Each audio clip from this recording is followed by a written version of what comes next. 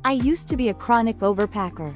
I'm talking, sitting on my suitcase to get it to close, only to arrive at the airport and get hit with a soul-crushing overweight fee. Then, on vacation, I'd stare into my overstuffed bag and feel completely overwhelmed, like I had a closet full of clothes but nothing to wear.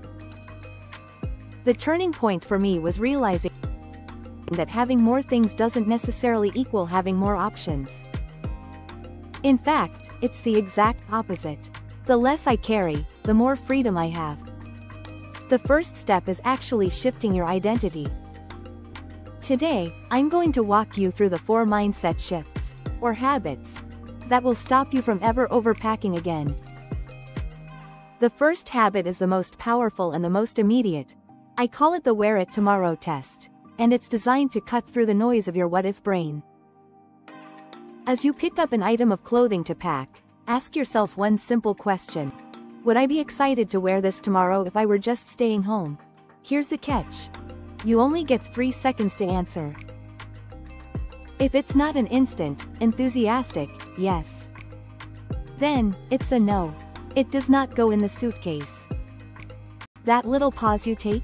The one where your brain starts trying to justify it. Well, maybe if we go to that really fancy rooftop bar, the one I haven't actually confirmed exists.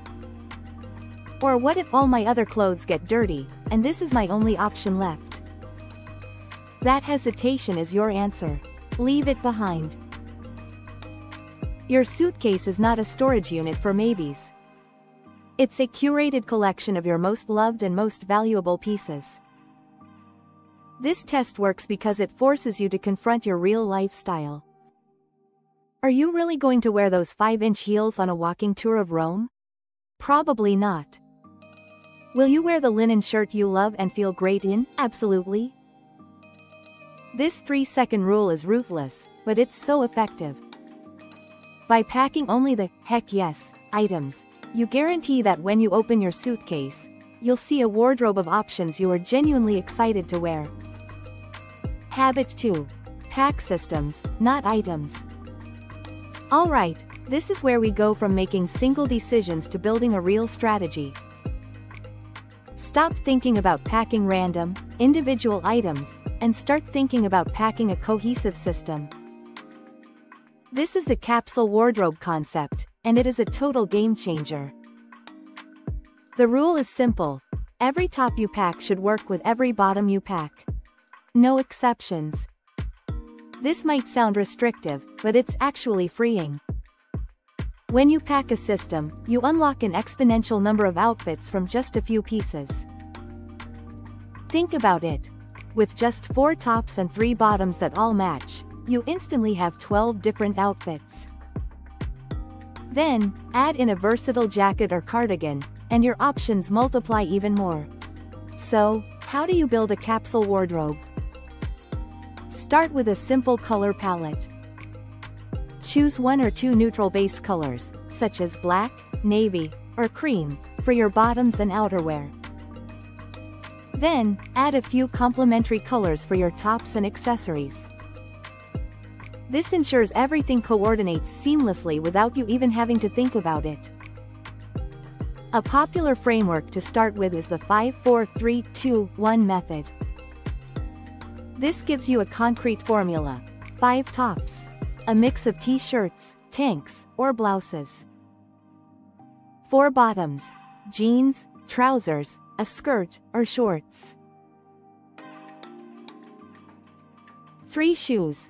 We'll get to this in a second, but the idea is 1 for walking, 1 for dressing up, and 1 multitasker.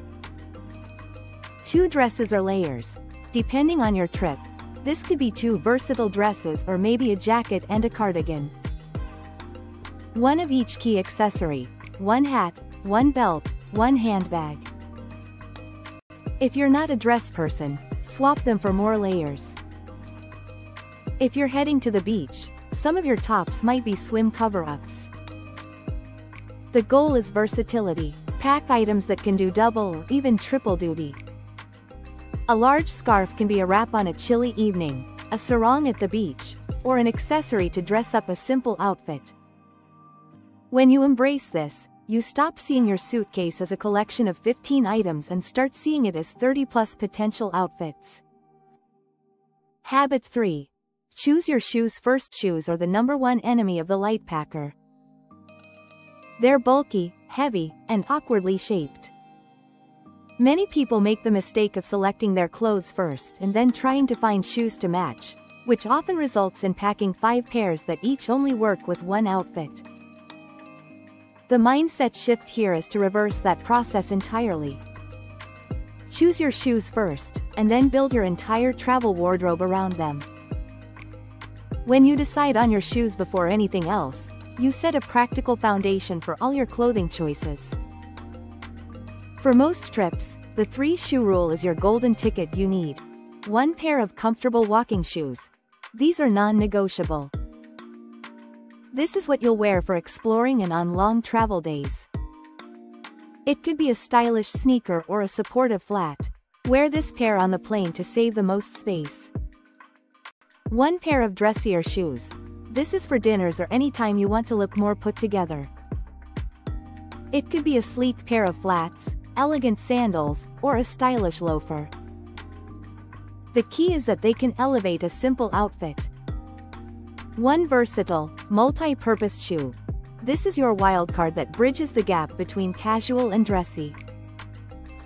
It could be a pair of leather sandals that work for the beach, but are also nice enough for dinner, or a cool boot for a city trip.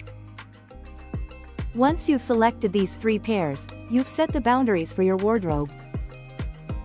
Every single piece of clothing you pack must work with at least 2 of these 3 pairs of shoes.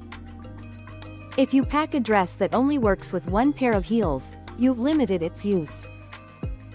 But if that same dress also looks great with your stylish sandals, you've just doubled its value on your trip. This habit is the ultimate defense against those just-in-case shoes ever making it into your bag. Habit 4. The subtract by 1 rule. Okay, you've followed all the habits. You've used the wear it tomorrow test, built a cohesive capsule wardrobe, and chosen your shoes wisely. You lay everything out, perfectly folded, and you think you're finally done. You're not. The final mindset shift is a simple but powerful act of self-discipline, the subtract by 1 rule. Right before you zip up that suitcase, force yourself to take 1 thing out, just 1. This final step is your commitment to packing only the essentials. Look at your clothes. Is there one last maybe item lurking in there? A 3rd sweater, when you know 2 will be plenty? An extra top that's a little too similar to another one? Pull it out. This trains your brain to accept that you will be perfectly fine. I have done this on every single trip for years, and I can tell you with 100% certainty that I have never once missed that last item I removed. Not once. More often than not, I get home and realize I still could have packed even less. This habit is your promise to yourself that you are ready to embrace the freedom of traveling light. It's the small habit that turns you into a confident minimalist traveler. And spoiler alert, you'll be fine. So there you have it, the 4 habits that will fundamentally change the way you pack. It starts with the wear it tomorrow test to pack only what you love. Then, pack systems, not items, to maximize your outfits. You choose your shoes first to build a practical foundation. And finally, you seal the deal with the subtract by 1 rule. Remember, this isn't about deprivation. It's about freedom. Freedom from baggage fees, from a heavy suitcase, with nothing to wear. When you pack light, you travel lighter, physically and mentally. You're more spontaneous and focused on the experience rather than on the things you brought. Now I want to hear from you. What is the most ridiculous what-if item you've ever packed? Drop your biggest packing mistake in the comments below. I'm sure we've all got some good ones. And if you want more tips on how to travel smarter, be sure to subscribe and turn on notifications so you don't miss what's next. Here's to lighter, happier travels.